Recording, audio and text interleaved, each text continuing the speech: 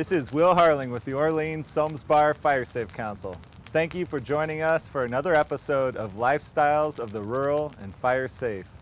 We're going to be talking with some of the fire safe elite to find out their secrets for maintaining fire safety in this fire-prone landscape. Private landowners are often overwhelmed by the magnitude of keeping their homes and property fire safe.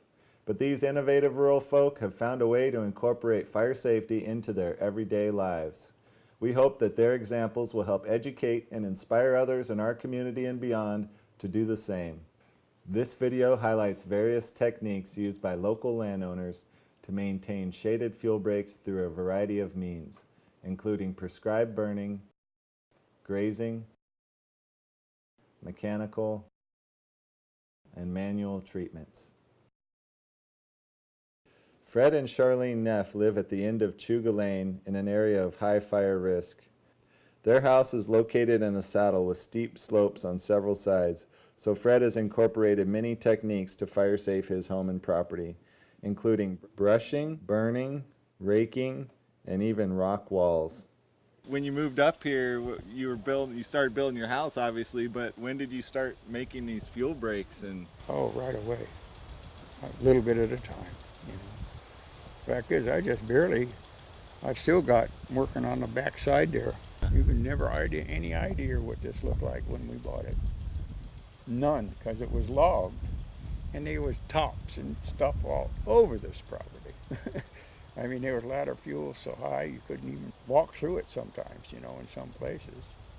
So just every time you see a good burn window, you get out there? Yeah, get out there and do a little of it, you know. You don't have to work at it all day, just a little bit at a time. Yeah. And you'll get what you want. Now this here has all been raked right down with the duct. And so there's no fuel there, you know. There's no fuel there. So I feel pretty safe, you know, putting these leaves that come down this year here, wetting them down. I feel pretty safe, you know. Yeah. I can bring a line over there with a hose, you know, and I've got everything to fight it with. Fred is retired, but spent many years falling timber all around these mountains. Some of this stuff here is a little easier for me to handle than it is the average person, because I fell timber for 30, 40 years. Fred will tell you he cut 1 billion board feet of timber, but he uses every scrap of wood when he builds.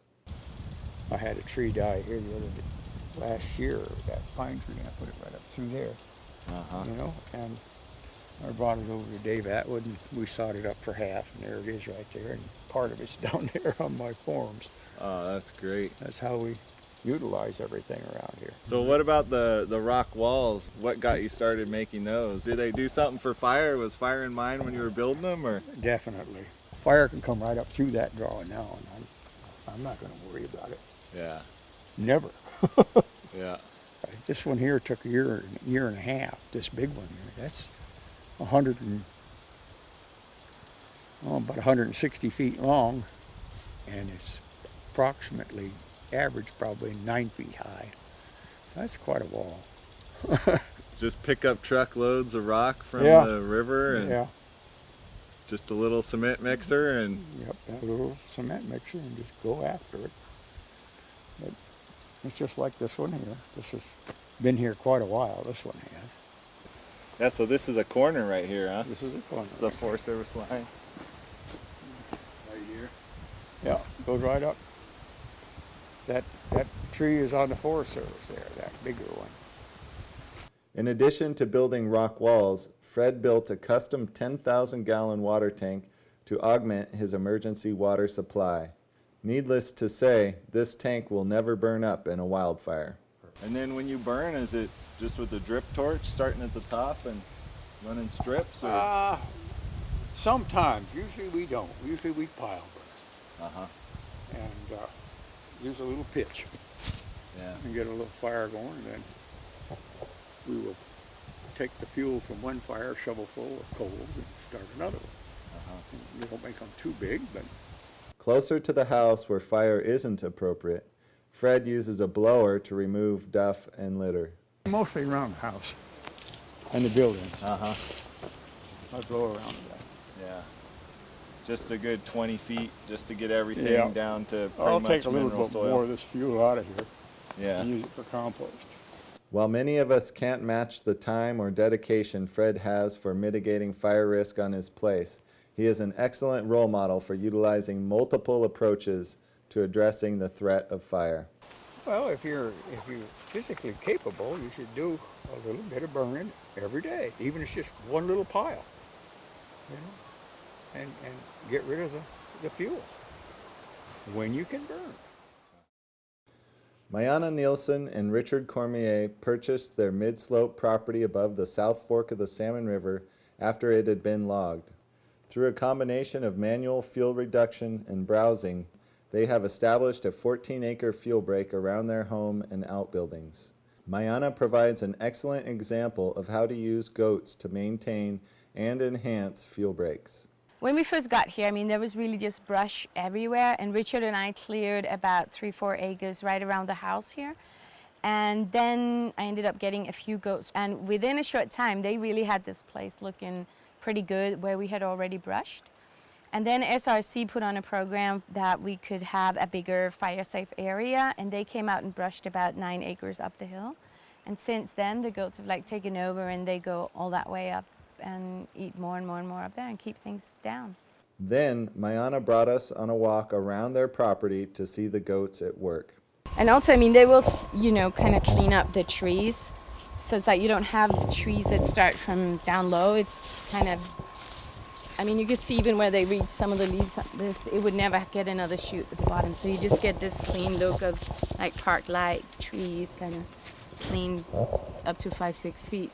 So they're not Okay. eating the bark of these oaks? Not of these oaks, but they do on some of the pines. They do and lick them or take a little. They're the worst on madrone. They love that madrone bark. And they don't just eat grass, they eat the brush, they eat bark, they eat like rougher things. So you actually get a really good clearing rather than just, you know, the grass. Goats are preferred browsers for maintaining fuel breaks as they will eat anything, including star thistle, blackberries, and other noxious weeds. Do you have star thistle up here? I do, and it is a problem, but they will eat it, but it means I have to sit there because they want to hang with me. Yeah. So sometimes I work really hard, I suntan, and I feed the goats, and we work on the star thistle problem. Mayana described the pros and cons of maintaining a herd of goats and what it takes to keep them happy.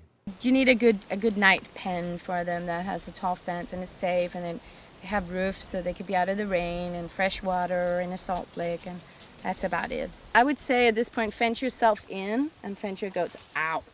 And that way you could have, you know, your house, your little ornamental area, your orchard, and your vegetable garden close by, and then the goats could have the rest.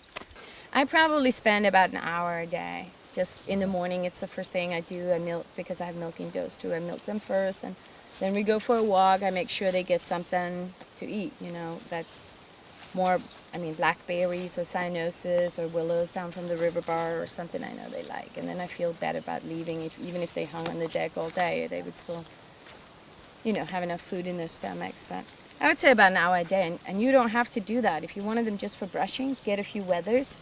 That's a neutered male goat.